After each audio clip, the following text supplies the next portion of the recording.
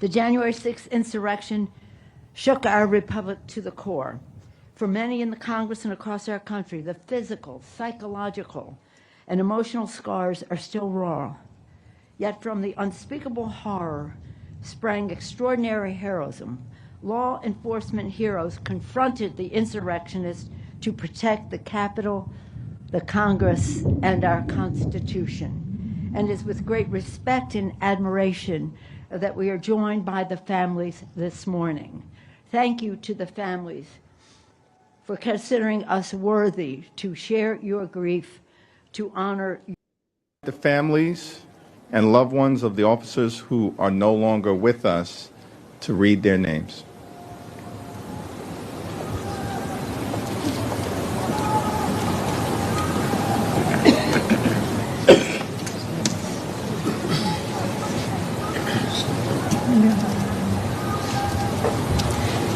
Brian David Sicknick.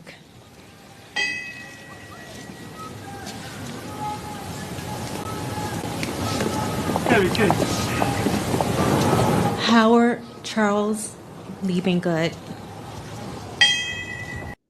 Split screen today. We're going to go right now to show what's going on the floor. And then, of course, on the other side, on your right of the screen, chaos. That was the wrong video. We're not rusty at all, folks.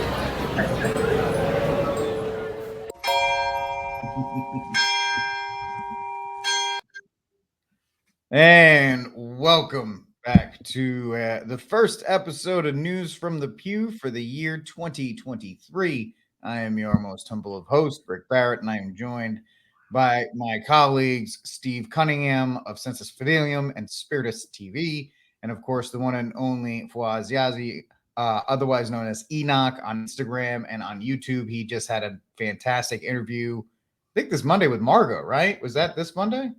The interview with Margot? But it was with Angela, integrated Angela Erickson. Yeah, great. It was so great. I remembered her name. But another one. Check out that Get to Know You series. It's amazing.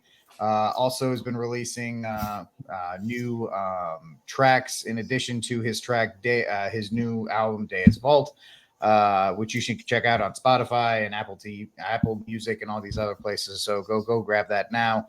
And yeah, really great to have you both back on. Happy Feast of the Epiphany to you gentlemen and to everybody watching at home. And yes, I thought it was the Feast of the Insurrection. What are you talking about? All right, and now the show is bumped. So we'll see you next week. Now that the wise men were in an EV car and they got hijacked and got turned they were derouted a couple days. So now it's 3 days later. So Epiphany's Sunday because they were delayed 3 more days. So today is the holiday of obligation for DC. That's what I was taught. The EV car was reprogrammed by Elon Musk.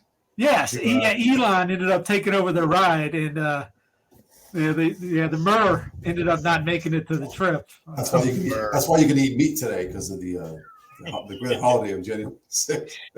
I mean, don't get me wrong. I've my wife and I had the Rosca del Reyes, which is the Mexican Spanish Three Kings cake, and I've pretty much decimated half of that already today on this feast day.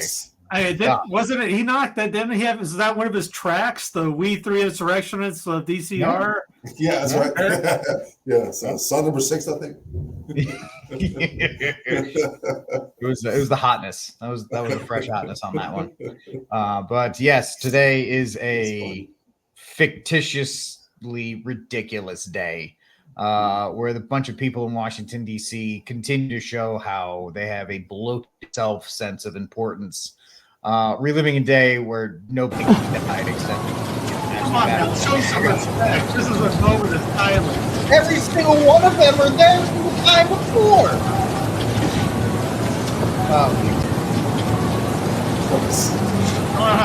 What are we doing, Mama? The high school senior picture.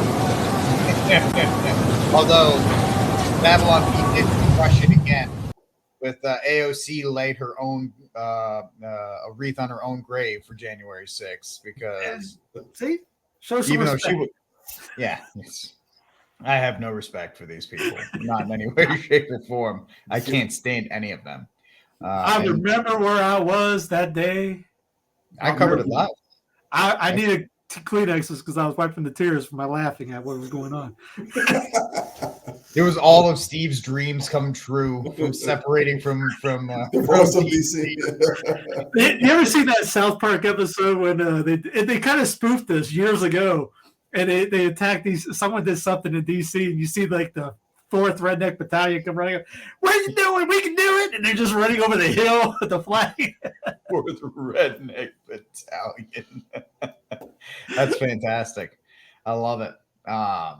But yeah, the whole point of this is just to continue with their narrative and to continue to demonize you and I and to continue to show how much better they are than us. And that's really the whole focus of it. So I don't know. We'll start with Fwaz. Do you have any special plans tonight? Do you have a special feast for you in celebration of the day that will live in infamy? No, I don't have anything special planned, to be honest with you. It's going to be a nice, quiet night. I think that's what the elite preferred that day anyways. So in the in celebration of that, you know, what I find funny about that whole situation, and I don't know if I've said this before, but it goes to show you the elite's sense of narcissism and just importance, because I'm old enough to remember in the summer of 2020 where 36 states suffered, communities, talking about marginalized communities that they always love, the fact that they they burned down a Rite Aid, for justice, and some folks lost their jobs, some lost their lives, some lost their homes. A lot of folks, and the people who were doing the writing were cheered. So because if it happens to you as a citizen, you must embrace it, because it is rioting and it's for justice, because it's an approved riot according to the agenda, the Marxist agenda. But when there is a what's a so-called insurrection at the Capitol, where the same police that Nancy was just talking about, who they tried to defund just 2 years prior, and now all of a sudden they're heroes, allowed the doors to be open and barricades to be removed so everybody could come in like it was a tour at the National Geographic Museum. All of a sudden, we have to spend 3 years mourning about it. Why? Because it happened to them. And for the first time in their lives, when they were cowering under their desks, they realized and felt what someone like Mr. Rittenhouse felt like, who had his life threatened at that moment.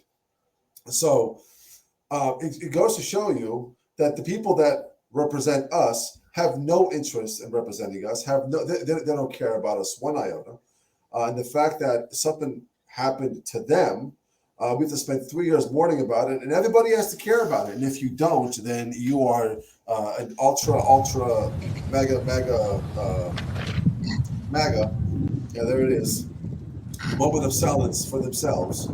So insensitive. You're just insensitive. It goes to show you the self-importance, the fact that where was this energy when they were burning down buildings in the summer of 2020? The same people were cheering the rioters on and burning them out of prison. All of a sudden, we have to care about this. And here's Pelosi doing a sign of the cross. I had to show that a remix version. There you go. Slow down. Yeah. Sure, she didn't do it backwards. She probably says Holy Spirit, not Holy Ghost. So yeah. She totally holds hands during the Our Father. Absolutely. Right.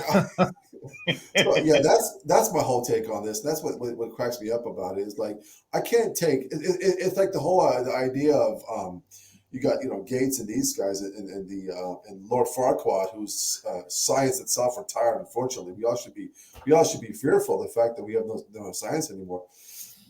We have Lord Farquaad. These are the same people who have openly said that they're for depopulating the earth, at the same time, they're put in charge of saving everyone's life during a pandemic.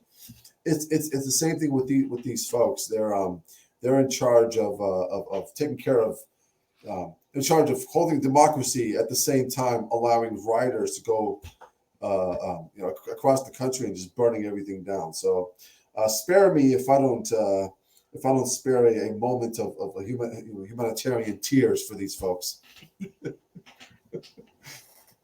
I don't know. I mean, Steve, you're definitely celebrating this. I'm going to light a candle later. We're going to be. Yeah, absolutely.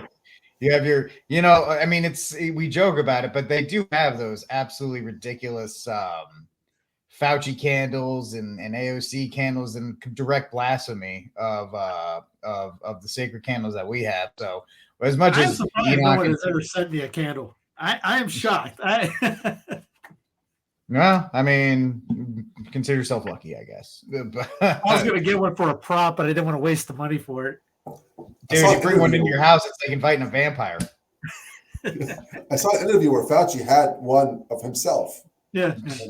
Every time I see one of those, I don't know if you'll get the reference, but I use the dodgeball reference when Ben Stiller had that picture of himself grabbing the bull by the horns in that massive Yeah. Every time I see one. He reminds me of, you ever seen the TV series Suits, which if you watch on VidAngel, you can do it because it takes all the cussing out. Lewis is one of the guys in there. He's got photos of himself all over the place. I may be like that as well, but actually, this entire room is just photos of me. But that's just how I roll. That's why there's a green screen behind him, so you don't see it. Eventually they'll just green screen will just be my face behind this as soon as Christmas tide's over. It's just going to be a big photo of me, because why not? But outside of that, it's another waste. I will say this: the fact that between this, and I'm going to use this as a segue to our next topic, this and the fight over the speakership, the House isn't doing anything, which is fantastic. Yes. You know what I mean? They're not wasting. I mean, they're wasting money, but they're not giving it to the Ukraine, or they're not like blowing it on bills and all this other kind of stuff. If they spend the next year just standing out memorializing the events of today every day, it's a waste of money, but the money system's already shot anyway at this point. They might as well not do anything. And speaking of do nothing, we are witnessing probably one of the greatest events. If you are not in favor, if you're like Ron Swanson from Parks and Rec, this might be the greatest last couple days. I wish I had my slash it flag that he had when he was like slash it, because we have no Speaker of the House for the Republicans, and I think Tucker has a great summation of this. Let's take a listen to what he has to say. And welcome to Tucker Carlson. Tonight, Kevin McCarthy's just lost the 11th round trying to be Speaker.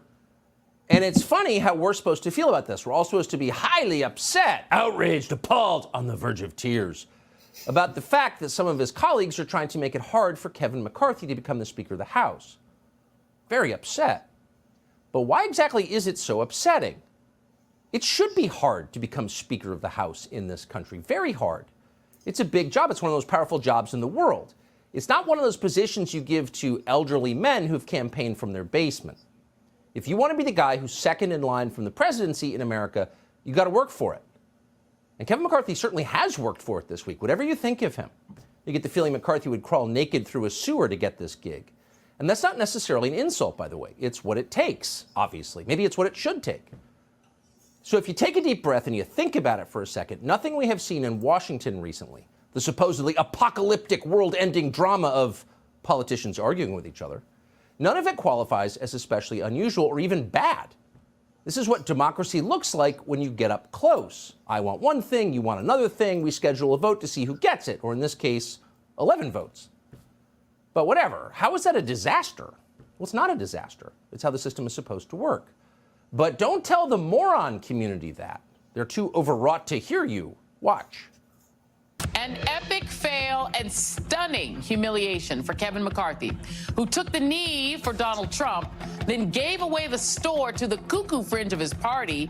You couldn't construct a narrative that combines the elements of extremism, election denialism, and incompetence more perfectly than the last 12 hours on the Republican side in the House. It's embarrassing, I do, and there's a lot of hard feelings on both sides. Again, you have 90% of the caucus, 90% of the caucus standing firmly behind Kevin McCarthy.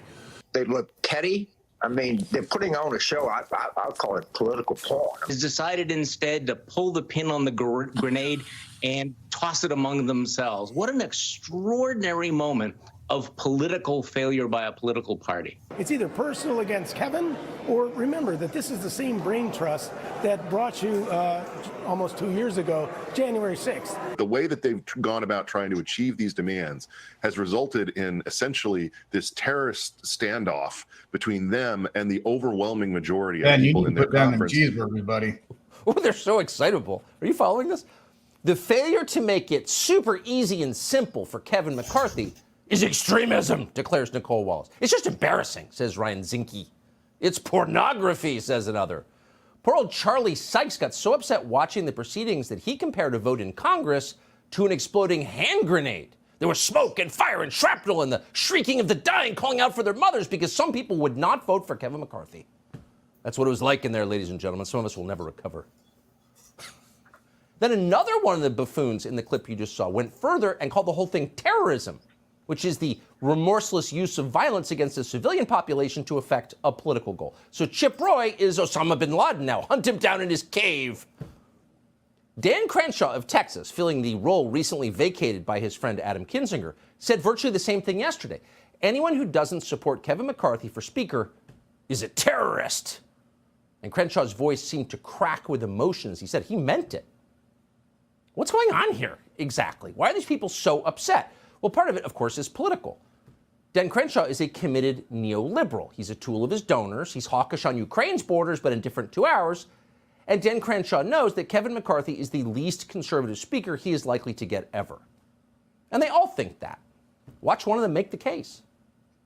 There is this widespread myth among many of my conservative brethren that being electable makes you more moderate, that being electable makes you part of the establishment. There is no frickin' establishment. If there was an establishment, this wouldn't be happening. Kevin McCarthy would be, by almost any objective measure, one of the 2 or 3 most conservative Republican speakers in U.S. history, at least for the last 100 years. Paul Ryan was the most conservative speaker. This idea that being part of the establishment makes you a rhino squish loser is this fantasy that these guys are getting high on their own farts and like Fox green rooms on. And it's nonsense. You know what? Scolds the moron. Kevin McCarthy is conservative enough for you. So shut up and accept him, or else we're going to call you names. He goes on for a few more minutes. I mean, he pretty much knocks it out of the park there with every single thing he said. And the crazy thing is, because we live in the trap of modernity, that everything that happens now is the most important or it's the most historic. I mean, look at what's happening today. They're taking moments of silence and creating yet another ribbon that will go with everything else. There we go. Live right there, buddy. They're still doing it. They're still. Just remember, Rick asked for this. That's right. I did. I called for it. You know what I mean? Keep that on standby because I might call for it again. But they're still doing all this. We forget that in, 1855, they needed 133 votes to elect a Speaker of the House. This is actually what it's supposed to be. It's actually supposed to be a process, you know, and I love how the Democrats, who always champion the fighting the power and fighting for the little guy and fighting authority, is saying, hey, look, we're in lockstep with our speaker. We put our speaker out there, no problem, because we all agreed on it. And those 20 idiots over there who are fighting back and trying to do something else, they're the terrorists. And you got one-eye Crenshaw running around talking about growing thicker skin. Remember, Dan Crenshaw pretty much yelled at a little girl who questioned him one time during a Q&A session in Houston. So don't let him fool you. And it's pretty ridiculous to see that. I guess my point is that since we are so wrapped up in ourselves in our narcissistic way, that this is just unbelievable that we can't figure out who to put, the most milquetoast conservative leader up there. And the fact was that a couple people object to this obviously means that Washington, D.C. is going to flip over and fall on itself, which I hope it does. Yep. You guys said it perfectly. I don't know much that. I will say this. If you want this to continue indefinitely, where like nothing happens in the House ever, then I say let's elect Thomas Massey. He would be a Speaker of the House that would not be seen nor heard of, because everything that you try to pass, Thomas would say no. He's known as the no House representative because he votes for nothing. He doesn't want anything. He wants a small government. He wants the people to govern themselves. So I don't know what to make of this, to be honest with you. I think this is how the process should go. Because they know that they just want to elect a Speaker of the House that works for the Uniparty. And McConnell, McCarthy, McDaniel, and McChicken, they all four, and the McRib, all four of them are just a tool. And this was funny. You got now the Republicans could have had more House representatives because they fell short of the predictions in the polls that they were supposed to win in the midterms. Let's not forget that. And I think a lot of it is the fact that McConnell and McCarthy did not give enough money to a lot of these, I guess what you call America First candidates, because then he would have had less votes. So to him was, give me a smaller majority just to ensure my election. And it still didn't work out for him. You got some people hold up. Now, eventually, he's going to get selected. Eventually. He's going to cut deals that these people want to cut deals. But I'm hoping it gets to a point, too, where his speakership is such has such small level of power that we could actually push some of these changes in and make government smaller, or as Steve would like to say, get it out of our lives completely. So, but because he's cutting up deals, he's got some of these folks who's voted no the last couple of days. They're voting yes now. So I think he went from 210, 208 to 214 today. He's getting closer to 218. He'll get there. But the fact that they're making this hard on him and they keep adding more provisions, I think it's a good thing. This is the way the process is supposed to work. So that's all I got to say. And then we'll kick it on to Steve, I guess, to let us know that we should divorce from D.C. because that's the answer. Yep. Moving on. Well, I mean, somebody should seriously just nominate Steve as the Speaker of the House, because you can nominate anybody. He's got my vote. He's got my vote. I would vote Trump just to see everybody lose their heads. Gates put him into the running and voted for him. So there is, in some alternate dimension, Trump would be the Speaker of the House. I think he even tweeted something on a stupid Truth Social of him sitting behind. It was funny. So it was funny. This was came out last night, I guess. It was 12. It was at 6 p.m. The House of Representing, this sacred institution, needs a leader. It needs a speaker. Again, it's the religion of DC. Politics is the only approved religion. You see that right now in this. I mean, it's a religious thing going on up there.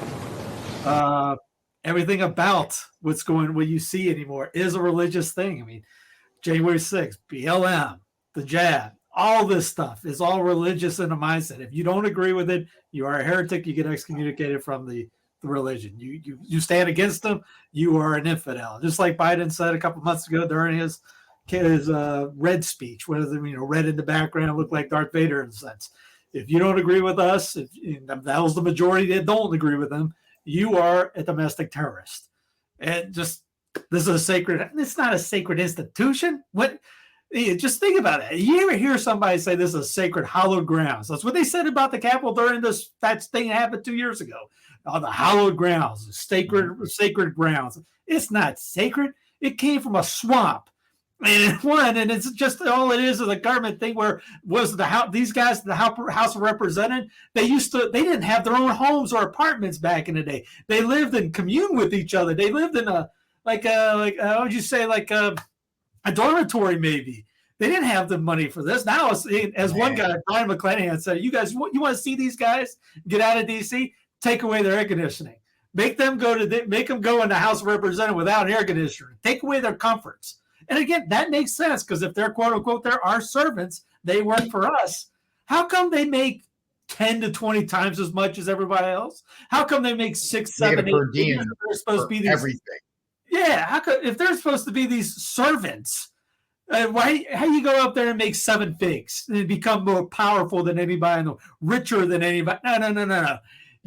You're not allowed to have air conditioning. How about that? You're not allowed to have heating. Now get up there and go. You get up there and you tell us something. Give us something good for our state. You'd be like, I ain't going. Take away the money. You go up there and work for free. I guess that's what Franklin was talking about when he said about power and greed separate in this is not a big deal. But combine the two, you're going to have the worst of the worst running everything. And look at it. It's power and greed. Everyone up there. You don't go. No one goes. It's just like president. There's no Cincinnati's going up there. There's nobody going, you know what? I don't want to do it. Like maybe Ron Paul, people wanted him to do it, and he finally caved and did it. Nobody gets up and says, you know what? I'm going to run for president. You say, I'm going to run for president. If you think that, I'm going to go up there and fix everything. There's something wrong with you. You got some screws loose. That's not a leader. That's somebody that says, I want that power. Now, if the whole group comes together, the village, and says, we want that guy. Kind of like, was it Ambrose? They wanted Ambrose to be bishop. We want Ambrose. He didn't even want to be there. They made him do it. He didn't want to do it at all. That's when you get a leader. Somebody that doesn't want to do it, that as the force of the people wants him to do it. He's like, all right, I'm really like the Cincinnati's. He ended up taking the power, reviving Rome, and then gave it back up. Maybe even Washington to an extent. Washington was picked. He didn't want to do it. I mean, Washington was also 6'4". He was the tallest guy in the room. He was bound to lead something. But I think that was a quote from Franklin. But he was drafted into it as well. And my state's got a lot wrong with it, but we only have the legislature meets only once every 2 years. So there's a year where there is no legislature here in Texas. And so that's kind of a good thing. It's a bad thing because then the executive kind of gets to run wild, but still it's at least better than what we have. There's no need for a full-time Senate and House in DC. There's no need for it. They should be there from September to May, and then adjourn and go away until the next time. But it is the institution of these United States of Amazon. That's what it is. There's nothing else that really defines what this clobbered together group of supposed free states are. And yeah, you got to be a narcissist to want to run this. Anybody who runs for president, left or right, has narcissistic tendencies. That's why when you look at somebody like King Ron, I love Ron DeSantis down in Florida, but you can definitely see the narcissism start to swell up and the chest start to puff out when people are saying, oh, what about Ron? What about this? But whispering in his ear. I'll tell you this much. And it is not me, as you can tell, I'm not a connoisseur of fashion. But if you look at Ron DeSantis's wife at her inauguration, that's a woman who's dressing for the White House. Just go look up Ron DeSantis' 2023 inauguration. Look at the way his wife is dressing. His wife is dressing for a higher office. What's the phrase? She's dressing for the job she wants, not the job she has. And just be mindful of that. I like Ron, and I'm not dragging DeSantis. I think what he's doing in Florida is fantastic. And if I had my way, the Florida legislature would draft a measure to put him to be governor forever because he's doing great for his state. And I think they should all follow through on that. But that's what we have there. So that's your political news here between what's going on and Steve. Show it one more time. The memorial that's happening at DC right now. Yep, right there, still happening. That's actually the longest Hakeem Jeffries has never spoken. So you should be happy about that. That's what I'm saying. If they just sit there and like that all day, I'm fine. Pelosi's face is getting all. She needs like the Tin Man. Needs some oil in there. You know what they say? If you make that face long enough, it'll stick there. Hey, what is this thing over on the right? Do you see that? Is that a woman priest? Is that a female wannabe priest? That looks like it's Halloween back in DC again. It looks like an Anglican. Yeah, squeezing harder. Her eyes are really squeezed. So if like Pelosi makes the sign of the cross, does that lady just burst into flames? I don't know what's going on between the two of them. But there's another event that took place. We'll move over to the world of sports. We don't usually cover sports here in News from the Pew, but this was a pretty big deal, and it had ramifications for things like the jibby jibby and people's impact on sports. So Monday Night Football, I believe it was 2 Mondays ago. It wasn't this Monday. This past Monday. It was this past this time just right. Yeah, it was this past Monday. This past Monday. Denlin. I don't watch football anymore, so I don't even know. What's the guy's name? Hamlin. Something Hamlin. A safety for the Buffalo Bills made a pretty standard tackle. Nothing that looked out of the ordinary. I mean, once you see it, you'll realize that when people say he took a massive hit, you'll go, not really, considering what we've seen in the past. Right. And then he kind of just collapsed on the field. Do you have the whole video, Steve, of that? So people can take a look instead of me mumbling around it. The NFL community continues to monitor the health of safety Damar Hamlin. You know, it's unfortunate tragedy. Just open it up to the team in the team room. Just open it up for the guys to speak. Obviously, our doctors were in there if they had any questions for the docs, and gave the doctors the forum to kind of speak on that too. But a very hard situation, as I'm sure it is in every building in the NFL right now. Hamlin remains in critical condition at a Cincinnati hospital after suffering cardiac arrest in a game on Monday night. The Bills shared an encouraging update this afternoon, saying Damar had signs of improvement overnight and yesterday. Giants head coach Brian Daboll, who coached Damar while in Buffalo last year, was very emotional today at his press conference. I feel for Damar, most importantly, his family, but all the players and coaches that are around him every day. He's a tremendous young man, and just pray for recovery. That was tough. Coach Daboll and the NFL are showing amazing signs of solidarity. So this is that's what happened. He just so this is where they're saying he took this massive hit. Now it is somewhat of a hit. Don't get me wrong. But his helmet did not go directly in the guy's chest. So that's why when they're saying it was this thing, and maybe it was, I don't know. It could have been, but of course the NFL did mandate 2 years ago, everybody get the hippy jibby. And I'm sure they've all gotten boosted and double boosted and all these other things. And I know Steve has talked about it. Floss has talked about it. I've talked about it. The string of soccer players, the string of baseball players, basketball players, refs just collapsing in the middle of activities. And everybody was like, oh, it's explainable this, explainable that, blah, blah, blah, conspiracy theory. And the fact this happened on Monday Night Football in between or during one of the slowest times of year, which means more people were watching it later in the season, which had more implications, which means more people were watching it.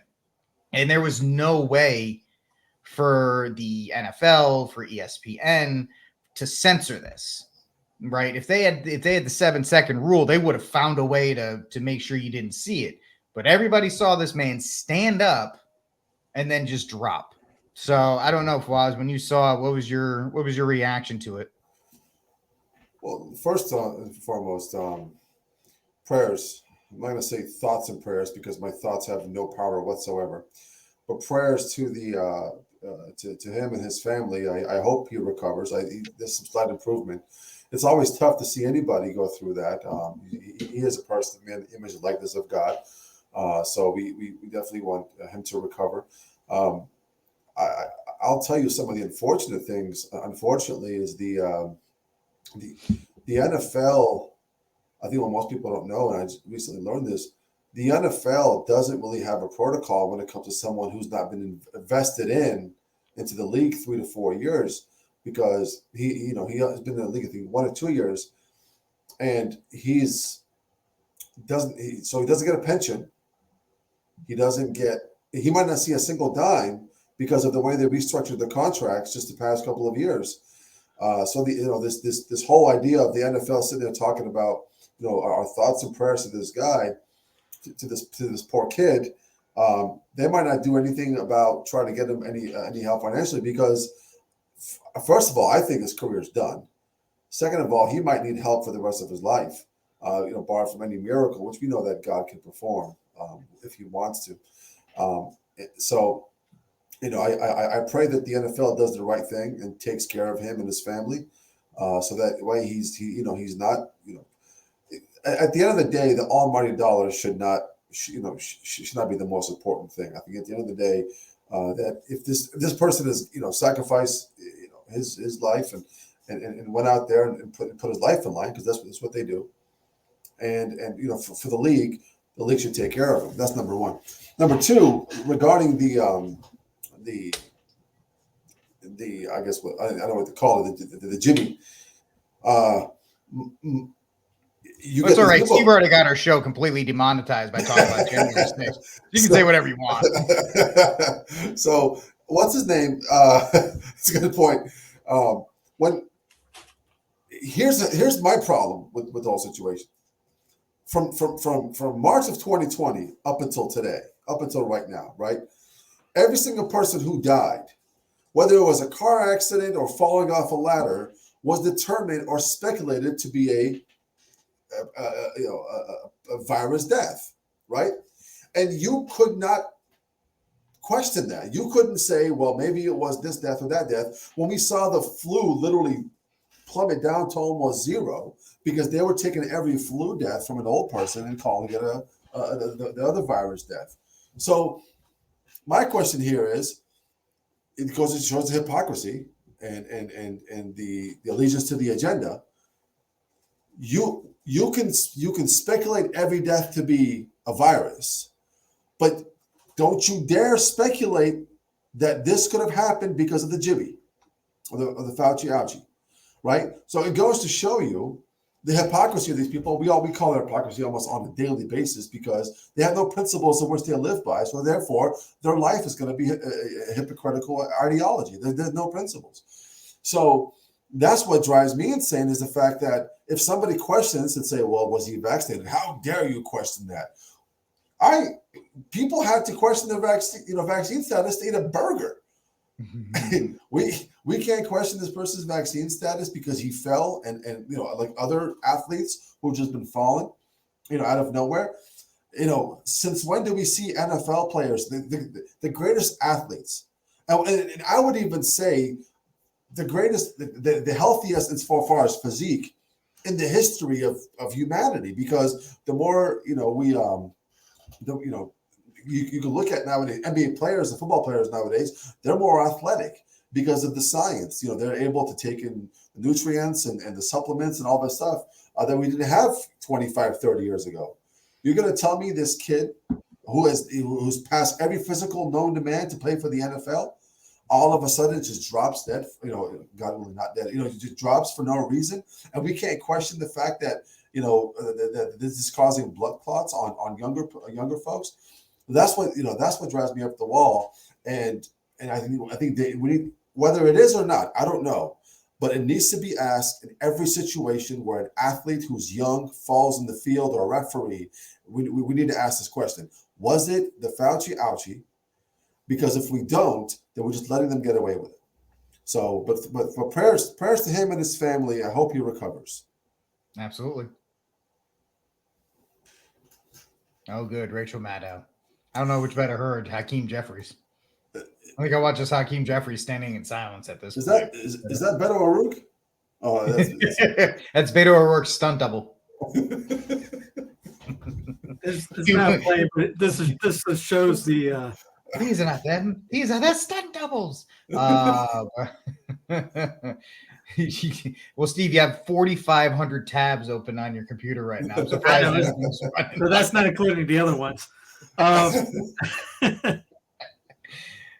is what Faraz was saying. This was just in August of 2022. Yeah. And it goes on for 4 minutes. Yeah. There's websites dedicated to tracking these incidences. And I'm with Flaz. We're not trying to dance on anybody's grave. We just want to. Can we be allowed to actually ask this question? Within hours of Damar Hamlin's collapse on the field, it's a rhetorical question, Stephen. Monday night, speculation began swirling about what may have caused it. As medical reporter Liz Bonus explains, doctors at Tri-Health say that's led to a lot of misinformation being shared about the COVID vaccine. Hey there, everybody. Since Damar Hamlin had his heart event, many people online, especially those not in favor of vaccines, have raised questions about vaccines and the heart. Many people want to know if Damar has had the COVID-19 vaccine and if it is linked to his reported cardiac arrest during Monday Night Football. The short answer is that Short answer is 100% chance he did take it, because you even have to. I'll play this right here real quick. You had to. And today's game was the first that fans had to show that they were at least partially vaccinated against COVID-19. You have to have it just to watch the game inside the stadium. It was a big deal when Rodgers wasn't. And how many fans were turned away. Another football Sunday with fans ready to go. But this Sunday was a bit different, with only fans who are at least partially vaccinated allowed to attend. Most people we spoke to didn't mind the new policy. I think it's fine with me. Yeah, it's fine with me. Guaranteed everybody's protected when they get inside. I think it's good for everyone that sits here. I think it's good. And they don't show it to the end, but that guy's kids had to wear a muzzle, because under a certain age, you have to wear a muzzle inside the stadium, open air stadium. Well, I had this on. I had this exact clip on Clown Planet 2 years ago.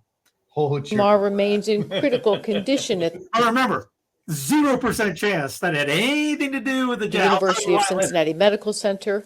We don't know if he has ever had the vaccine. So far, his family. 95% of the NFL has had it. Cole Beasley was the only one on that team that didn't have it. You mentioned Rodgers. Rodgers was the big name because he was out there. He's the QB, so he's going to get a little bit more flack. Cole Beasley, he's a stud player as well. They made him stay in different hotels, work out different areas, eat without the team, go in the locker room without. He was like, I ain't doing this. And they gave him all kinds of grief. He played on the Bills. He was the only one that didn't get it. Only telling us he's still here. He's still here. He's just healing right now. He's healing. Like I said, they sedated him just to give him a better chance for, him to just continue to heal better. What we do know, Ohio's Tri-Health infectious disease specialist, Dr. Stephen Blatt, told me, is that so far, when it comes to any COVID-19 vaccine, there is not currently any association with the vaccine and cardiac arrest. Really? There's virtually no risk of sudden cardiac death from the vaccine. There have been some cases, however, where the COVID infection itself impacted a person's heart muscle so much that they developed with a severe. But remember, I mentioned this back 2 years ago. They had the thing, it was a 14-day gap period. So if you got in jab, you had 14 days in between that grace period. If anything happened, they didn't blame it on the jab. Nope. So within those 14 days, something could happen, and many did. They said, "Oh no, that was because of this." Severe cardiomyopathy syndrome that led to cardiac rhythm disturbances that could lead to sudden stoppage of the heart, but none to the vaccine. As for what else appears to be associated with a cardiac arrest or a sudden stopping of the heart, both a blow to the chest or the head have been connected. Severe head injuries obviously could produce a stressful situation. Here's one of those things happen. Earl Campbell running over somebody. But that guy's heart didn't stop. for the body's there's been tons of heart, in climate which change, case, the heart will go into an arrhythmia and cause a cardiac arrest. And no matter the connection, DeMar's family simply saying now, Seems like he's trending upwards in a positive way, and thanking God for that. But just Do you have some updates on Lamar? Let me come over here. Sorry, the prompter's cut off right there. Damar Hamlin's condition after he collapsed during Monday night's football game. As of this taping, the Buffalo Bills player remains in a hospital after going into cardiac arrest on the field. In an interview with reporters, his uncle said that Damar was resuscitated once on the field and then again at the hospital. He has reportedly been receiving 100% oxygen from a ventilator, but now that is down to 50%. The city skyline in Cincinnati, if you see right here, also was lit up in blue as a tribute to Damar. We should also mention that Damar's Toy Drive fundraiser, which we talked about yesterday, has received more than $6 million in donations, and that's as of this taping. So for more on this, we are joined by Dr. Coley, who is also a cardiologist. So Dr. Coley, we have so many questions for you. We're so glad that you're here. Doc, I don't know what we'd do without you today. Watching that game, seeing that he had to be resuscitated on the field, Tell us what to think. Was terrifying for all of us. But then to find out that it happened for a second time when he got to the hospital, talk to us about what that means. What do you honestly think when you hear that as a physician? It's not all that uncommon, but it did make me a little sad to hear that, because if it was only once, then whatever that initial trauma or whatever triggered that arrhythmia might have gone away. But the fact that it happened a second time, and that 2 minutes later when he was at the hospital, that makes me a little more concerned. My main question is, was it the same thing that caused both arrests, which would be a little bit more ominous, that there's some underlying problem with the heart itself that is causing him to arrest repeatedly? Apparently every team doctor he's ever had, because they get checked out once a month, missed this quote-unquote pre-existing condition. Or was it that the first arrest caused the second arrest? Because when you're down, your organs are not getting blood. It can turn your blood acidic, which can cause your heart to arrest for a different reason than the initial. It's kind of a normal response of the body to not getting blood. So why have CPR on the ground? Uncle also said Damar was being sedated, right, to recover. Is that normal? So, it's a thing called therapeutic hypothermia, where after somebody has a cardiac arrest, in order to protect their brain and their other organs, there's evidence that if you cool down their body to... So, just to get away from her, because I can't stand her anymore, they went on for 10 minutes doing CPR for this guy. Yeah. There's Daily Mail. Suffer freak 1 in 200 million injury that shuts out blood to the brain.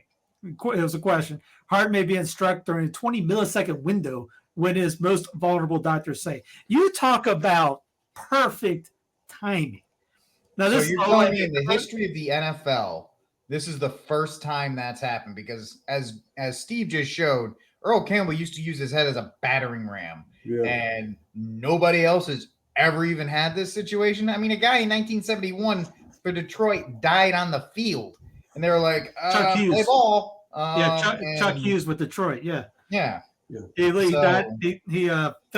clutched his chest. A few hours later, he died of a coronary thrombosis. People have died in sports. Ray Chapman, 1920, was hit in the head by a pitch, died 12 hours later. Dale Earnhardt, 2001. I remember where I was when I heard about it. Last lap of 2001 Daytona 500. Ray Lewis. Reggie Lewis. Remember Hank Gathers, 1990? Died on the field, died on the court. Let's see. Corey Stringer, heat stroke during training camp. Bill Masterson, NHL game. Pistol Pete Maravich, he died in a game, heart failure during a pickup game. So it's happened before, yes. Now this is what they're trying to sell the world. Commotio cordis. Hard object hits the area of chest where the heart is. Notice the photo they used. Now, if you saw where the hit came on the right shoulder. This he's turning around to come down on. Okay, this is an impact now. He's actually moved his body to that. Number 2, impact happens. He's not even hitting his chest. He's hitting his helmet. Right. Well, on top of this, when they bring it up, I don't know if they have another photo. They have a photo on the other way. It's mostly with young kids in baseball. Why? Because the baseball is pretty hard. It's a small object. It's coming at you at 90 to 100 miles an hour, depending on getting thrown or hit back at you. And there's also hockey. They've said that, but at least with hockey, you have padding on it. So yeah, this hockey, that's just mostly ceremonial padding. That stuff doesn't really do much. right. Well, even on this, the padding right here, you still got a shoulder pad, and also the regular pads come down to right around here. You got a breast pad on top, so you're getting hit. Yeah, sure, but you also got padding, and you're not getting hit 100 miles an hour. Sure, there's some force in there, but we're not talking 100 miles an hour force. Number 3 says strikes in 20 millisecond window when the heart is vulnerable. Okay, now either this guy's got the worst timing in the history of his life, or that's just one doggone coinkydink, because this whole idea scenario is more rare than the jab problem. But we're going to go with that. Number 4, normal blood flow is disrupted, shutting off supply to the brain. Okay, so that was the first. They came out with that right off the bat. My thinking is there is no way in God's great earth they were going to let this kid die, which no one should. I mean, good, they did everything they could to do it. They did CPR for what, 8, 9, 10 minutes? Usually don't go that long. You usually go for about 3 or 4, and that's pretty much it. They said the guy died on the field, and they ended up bringing up he's now on a respirator. He cannot, from what I understand from this morning when I saw it, he can't communicate without writing it down. Yeah. So, as Fawaz brought up, his career is pretty much probably over. In a couple months, you're never going to hear this guy's name again. But as long as he doesn't die on the field, and they keep this out, because they did, CNN, everyone and their brother was out putting out, this is what's going on. In a matter of seconds, they had, here's what's happened, here's why, he's going to be fine. It had absolutely nothing to do with the jab. Don't look over here. Don't look at the man behind the curtain at all. Why? Because if that was jab related, and 95% of the NFL hasn't had the injection, think about the NBA, all these guys too. If that would happen, what I told guys in 2021 was, if what was going on in Europe, because people in the United States do not care about soccer in Europe, they don't watch it. As they should, not really care about soccer. It's not on ESPN. You're never going to hear about it unless you're looking at alternative media about what's going on over there, about the guys dropping. You're not going to hear that. You're not looking at like that one Jay Wilderness has of all these kids that have been dropping dead. The 20-year-olds. There's a guy that's 38 years old, former player. Where's he at right here? While Steve's looking that up, I can tell you this right here. He died earlier this last week, 38 years old, and he was all about the jabs. Yep. You didn't hear about that. people in jail. They also had, remember back in Dallas Cowboy Marion Barber a couple months ago. He died. They called it heat exhaustion. Here's a running back for the Dallas Cowboys in Texas where it's hot, and they said he died because heat exhaustion. For some reason, I'm not buying it. In his late 30s, early 40s. And there's quite a few of these guys. J.J. Watt, he's not allowed. This guy's a superstar. He looks like Superman. All of a sudden, now he can't play because he's got some issues after he took the injection. And now there's no connection in the world. If they come out and say that was a jab issue, Monday Night Football, Week 17. I haven't watched the game this year, but I know I can still tell you about the sports-wise. That a lot of people's eyeballs were on that game. Cincinnati and Buffalo. Buffalo's 12-3, I think. It was a huge game for playoff implications. Huge game for playoff implications. There would not be another player to walk on that field if they knew that was the jab related. Game is over. The season's over. They might not ever play again. If you knew your bud just died off a routine tackle, which I watched other guys that used to play say, that was nothing special about that tackle. That happens 50 times a game. Yeah. You're not getting back on that field knowing that you had that same thing that guy did, and that's in your mind. You're going to ain't happening. And then vaccine confidence down the tubes. There is no way they were going to let that guy die because of that. They're going to do everything their brother. That's what I'm saying. The fact that it happened on a slow week with a sport that is wildly popular on a night that nobody really had anything else to watch. So everybody's just kind of tuning into watching it. And they saw they couldn't censor it. They couldn't cut away from it. And once they saw it happen, they had to cover it. Because I even tried to start the game again. They're like, hey, 5-minute warning. We'll get back on the field and let's go. And the players are like, the dude's literally dying on the field. So I don't think we can do this. And secondly, I played football in high school. I know the physique obviously is a tell. I played football in high school. I played rugby in college. So let me tell you, I use this thing. That's kind of why I use this thing as a battering ram for all kinds of stuff. And I got hit with all kinds of elbows, cleats, everything around this area as well. I had never heard of whatever the spontaneous heart breath thing that the 20 millisecond, Nobody has until this week. People should Nobody be thought that. dying left and right in rugby because of that magical thing, because guys are getting hit every single. This thing is this is a big old target when you're playing rugby. Everybody's aiming for this area right here. Well, they teach you in baseball as an infielder too. If the ball's hit at you, get your body in front of it. Let you take it off the chest. Now, if that thing's so popular, that thing that happens so much, you're asking people to put their lives in the risk then for letting a ball hit them in the chest over and over on grounders, because grounders don't come in at 20 miles an hour. They get hit pretty hard sometimes. And you've seen third baseman take it off the chest a couple every so while. I actually took it off this tooth once when I was really young. They As do you know, everything they I'm a could modern to athlete. prevent- What can I say? I'm just a. But yeah. When Pfizer sponsors every news network, what do you expect them to come up with? Well, his recovery is sponsored by Pfizer too now. So it is an absolute the worst scenario that could happen for the pro jab people, because they can tell you about this magical condition, but a lot of people, even if they try to tell themselves, "Oh yeah, it must have been the hit," and all, in the back of their head, the seed has been planted. Once the toothpaste out of the tube, it's hard to put it back in. Yeah. And now he's in the hospital.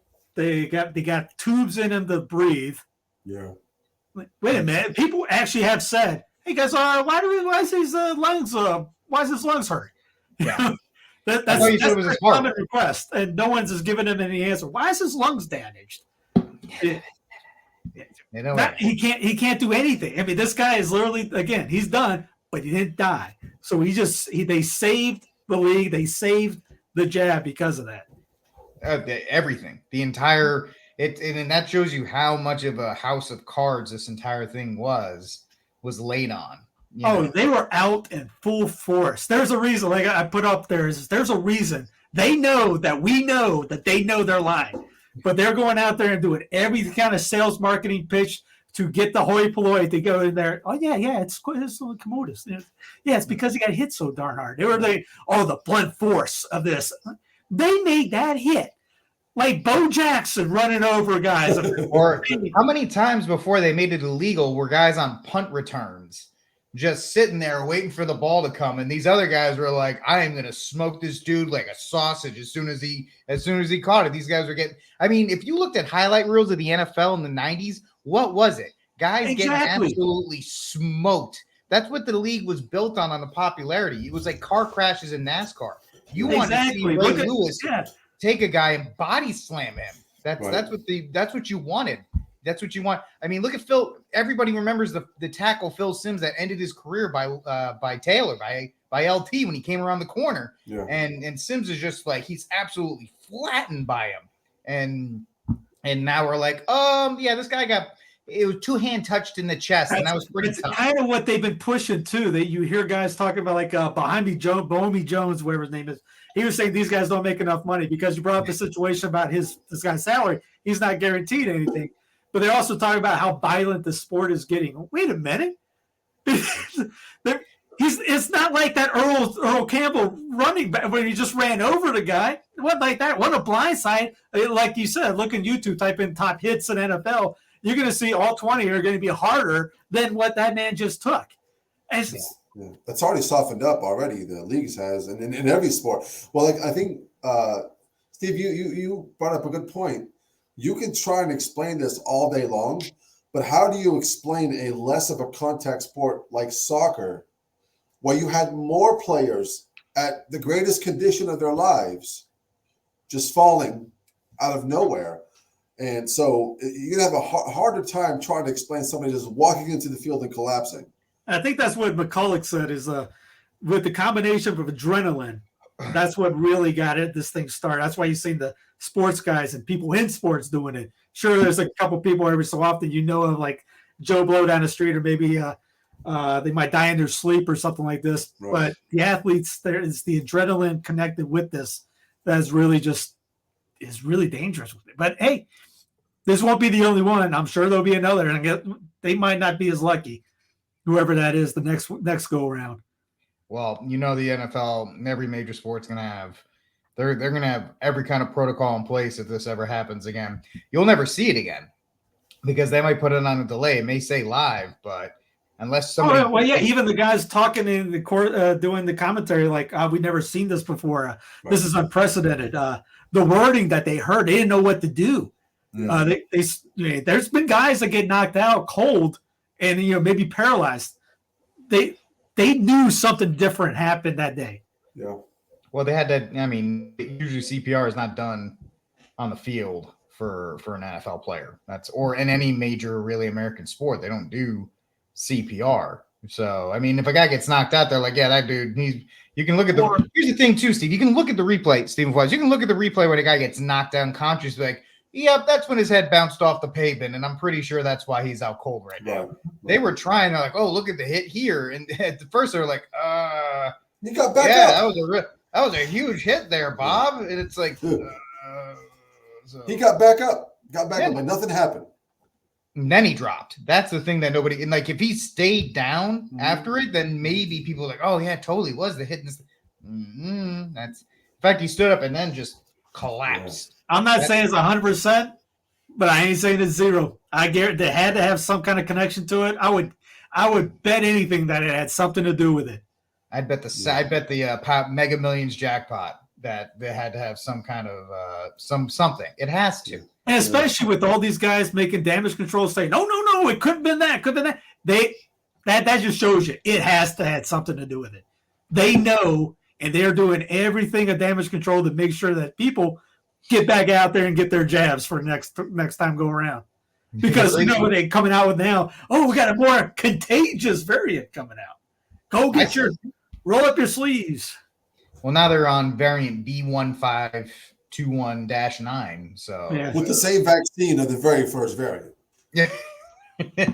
It's got a minor upgrade. It's got a little bit more special juice in there. Hey guys, here's an 85 engine. Let's put it on a brand new car. I don't know. I'd take an older engine on these newer cars. I'm surprised Tucker did this. And it's worth saying because it's a sign of respect for the night. But at the same time, there are concerns about cases like this. Young athletes collapsing on the field of heart problems. And there has been a dramatic increase in this. You're not imagining it. So what is that? Now, unless you're on CNN, that doesn't happen. Where that one guy, it hasn't happened. This. Cardiologist Peter McCullough and researcher Pangis Polikritis looked into this trend in European sports leagues. They found that prior to COVID and the COVID-19 vaccines, there were roughly 29 cardiac arrests in those European sports leagues per year. Since the Vax campaign began, there have been more than 1,500 total cardiac arrests in those leagues, and 2/3 of those were fatal. Does that prove something? We don't know. But you should know that. Dr. Peter McCullough is a cardiologist. He's also the author of Courage to Face COVID-19. He joins us tonight. I mean, you just watch it. It's on. Somehow that's still on YouTube.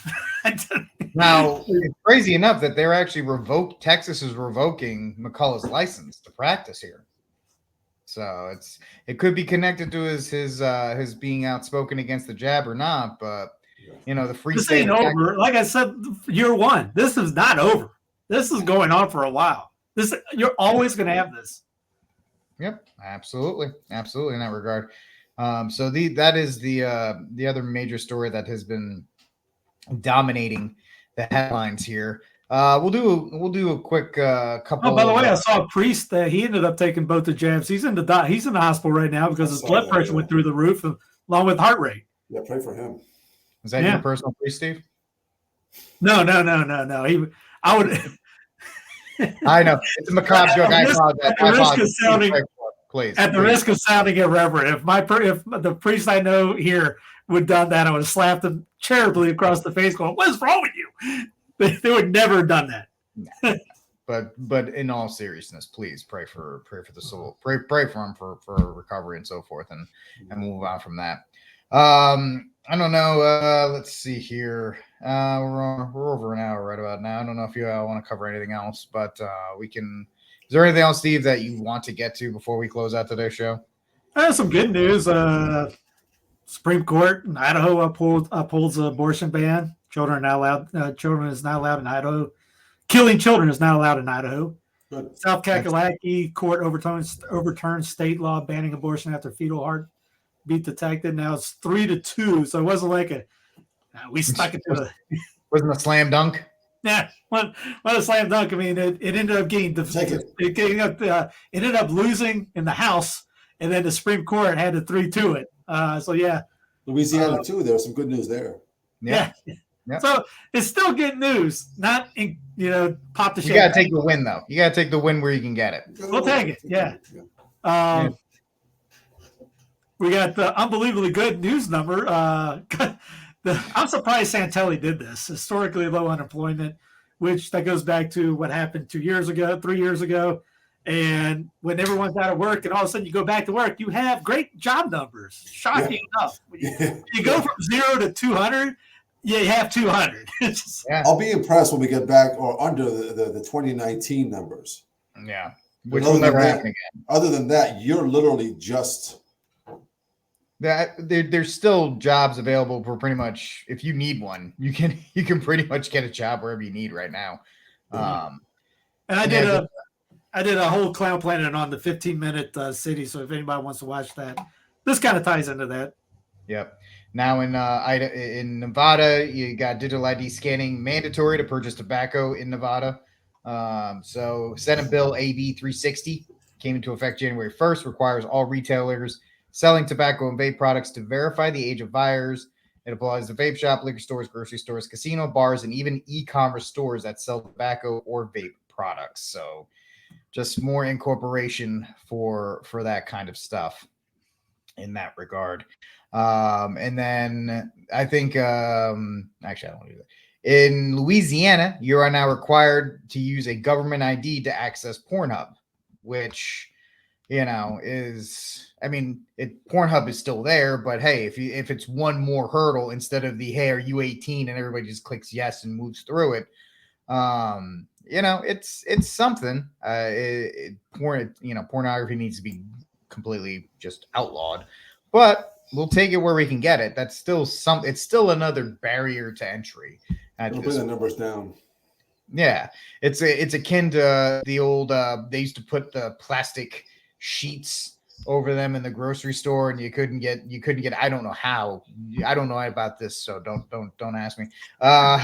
In the grocery stores, they used to have the brown sheets over, so you couldn't act. I mean, this may be akin to doing that, but at least it's something. Unfortunately, with TikTok and Instagram and everything else, they still have access to it there.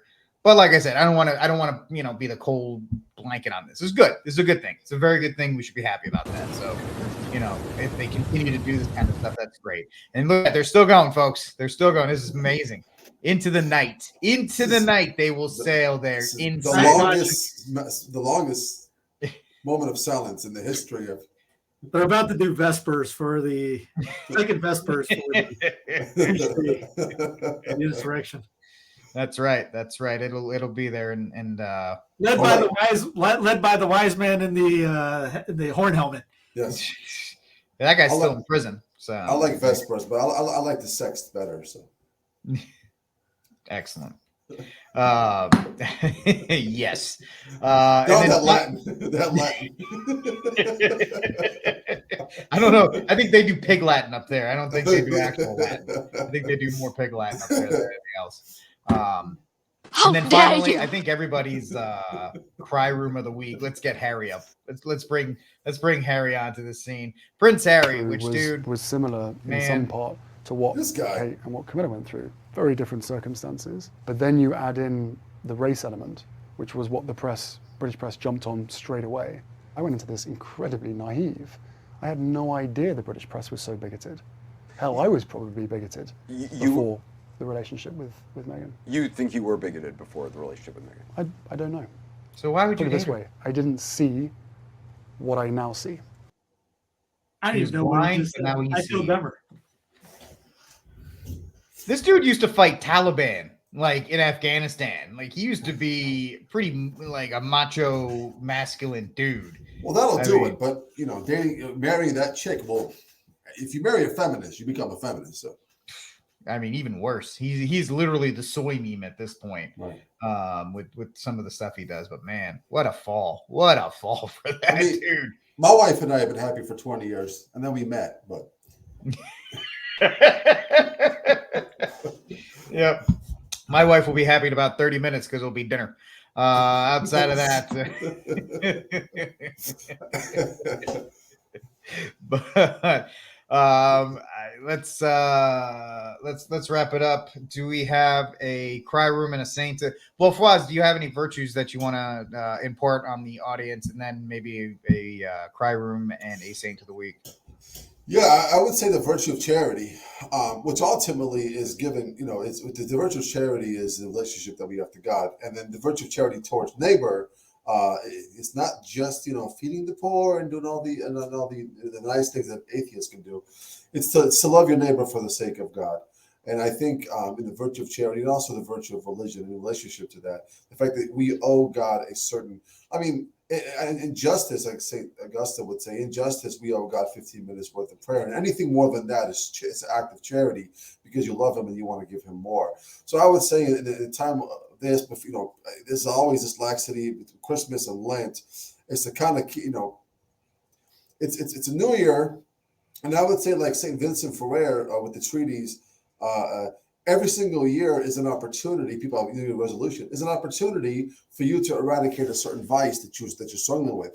If we eradicated or worked on eradicating one vice a year, you'd be holy or more receptive to grace that God is giving you, because vice does block a lot of that grace that God wants to give us. We're not responsive to it because we're so viceful. So I would say eradicating that vice for the sake of God in charity because you love him and you want to do it for his sake.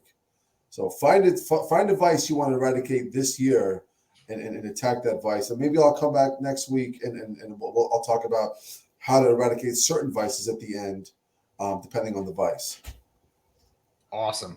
I think that's something we all should do.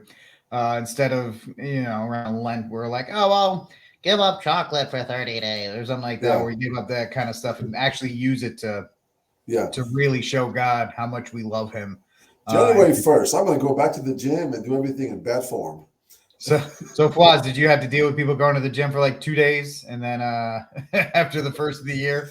It does get a little crowded, and I'm bad at this. I know. I've learned to put my head down, put my headphones on, put on my hoodie, and just go straight to work.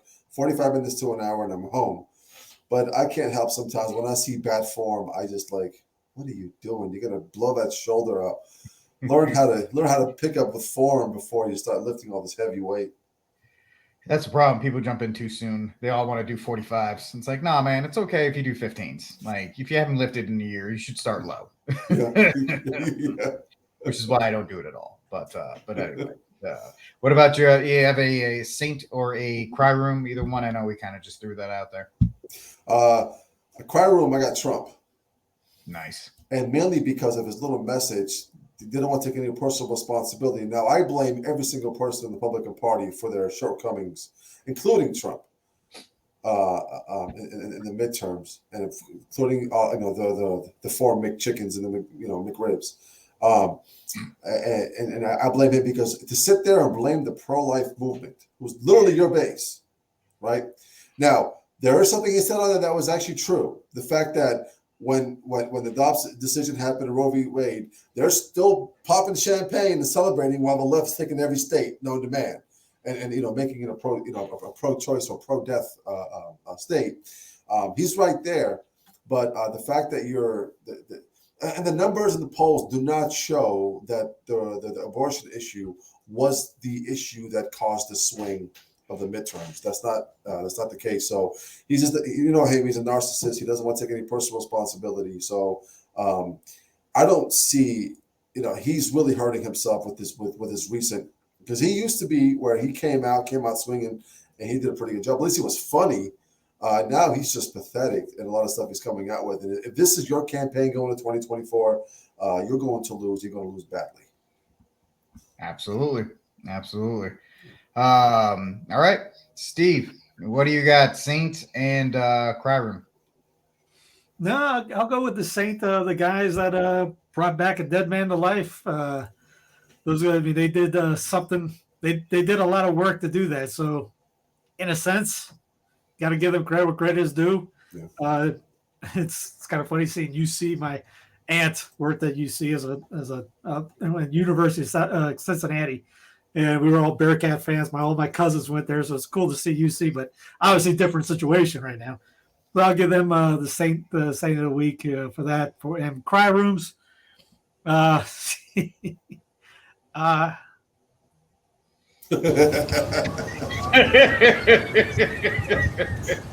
of them. All of them. I did say rooms, so yeah. It's just one big room. It's the capital at this point. It's the cry capital. So Saint of the week, I give her a lot of crap. I call her Gun Buddy Bobart because she's just a poster child for the NRA. But I'm gonna give her credit. I'm gonna put her in the Saint of the week because she's actually if you saw this pathetic interview with Sean Hannity where he just acted like a petulant little child yelling at her, she stood her ground. Of course, you know my opinion about women in politics. I don't think they should be there. But while she's there, she stood her ground, and she does when the rubber met the road. Marjorie Taylor Greene, who I used to have a lot of respect for, I thought she was a firebrand. She folded like a cheap suit and said to support McCarthy, and at least Bunny Bobart, whatever you say, she's holding on. She's still fighting. So good for her in that regard. And my cry room is every major executive here in Texas, because this came out a while back. Abbott, Patrick, and the Texas Speaker of the House shut down child protections after taking 2.47. I just found out about this. This was a year ago. But they took $2.47 million from PACs affiliated with pediatric gender modification clinics. So the free state of Texas is not very free. And of course, my whole thing with Abbott letting the border get completely out of control while he sits there and just talks about how much, how he can't do anything because it's federalism while the state gets overrun. So pretty much the executives in tech, he's just buying his time until he can run for vice president in 2024. He can't wait to do that, because that's what he's angling for.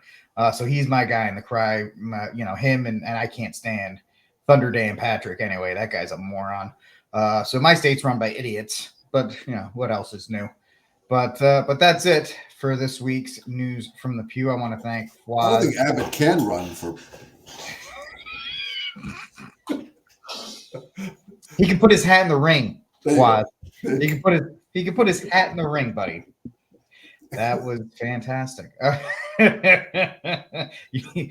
can't wait till he actually tries to run. I can't even say it. Thank you for hanging out with us on News from the View. Go grab Waz's new album, The Asphalt. It is on all of the major platforms. Make sure you subscribe to Sensus Fidelium with Steve Cunningham, and check out Spiritus TV for another alternative to the awful platforms that you're probably watching this on right now, but you can find the show on there as well. Thank you for hanging out with us. We'll talk next week, and Viva Cristo Rey.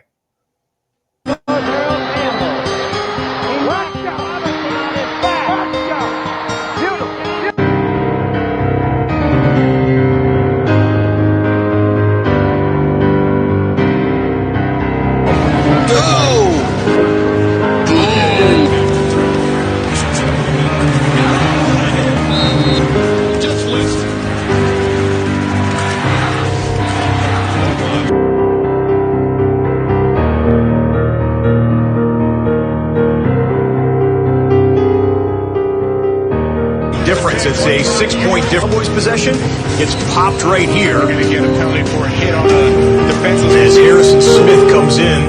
But as you look at it there, it looked like Smith was putting his helmet off to the side. In there.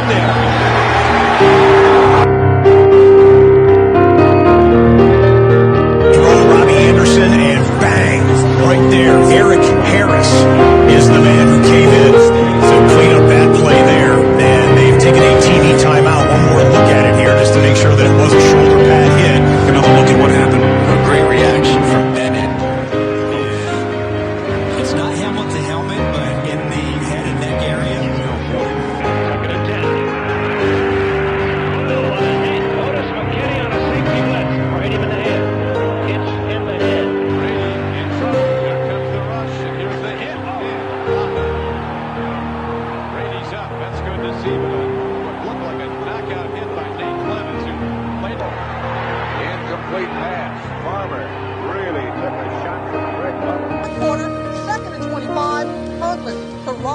Middleton, keep an eye on the middle of the field. Chuck Cecil is nailed Middleton, TJ.